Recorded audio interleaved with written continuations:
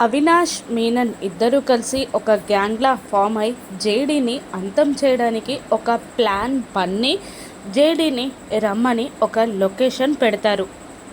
వాళ్ళు రమ్మన్నట్టే జేడీకేడి ఇద్దరు ఆ లొకేషన్కి వచ్చి అంతా చుట్టూ తిరిగి చూసి అవినాష్తో ఇలా అంటూ ఉంటుంది జేడీ.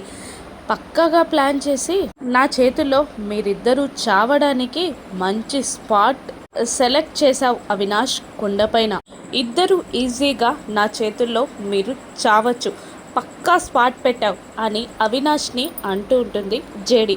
అప్పుడు అవినాష్ కూడా కోపంగా ఇలా అంటుంటాడు, నిన్ను పరిగెత్తించి చంపుతానని శపథం చేశాను కదా జేడి, అందుకే ఈ స్పాట్ సెలెక్ట్ చేశాడు, ఒక్కసారి ఆలోచించు అని అనగానే చుట్టూ చూసి జరుగుతున్న జాతర వైపు చూసి జనం అంటే అని ఒక్క నిమిషం తనలో తానే ఆలోచించుకొని ఇలా అంటూ ఉంటుంది ఈ జేడి. ప్రజలకేమైనా చేయడానికి పూనుకున్నావా అని జేడి అనగానే గట్టిగా నవ్వేస్తాడు అవినాష్.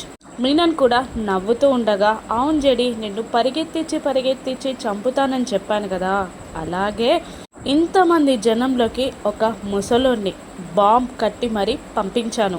ఆ బాంబ్ ఇంకొక 3 నిమిషాల్లో పేలనుంది. ఆ ముసలోడెవరో కాదు, సుమా వల్ల తాతయ్య.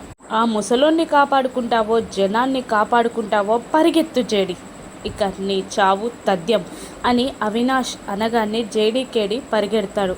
ఇక సుమా వల్ల తాతయ్య చుట్టూ ఒక రెడ్ కలర్ షాల్వా కప్పుకొని ఆ జనాల్లో తిరుగుతూ ఉంటాడు. జేడీకేడి ఇద్దరు వెతుకుతూ ఉంటారు.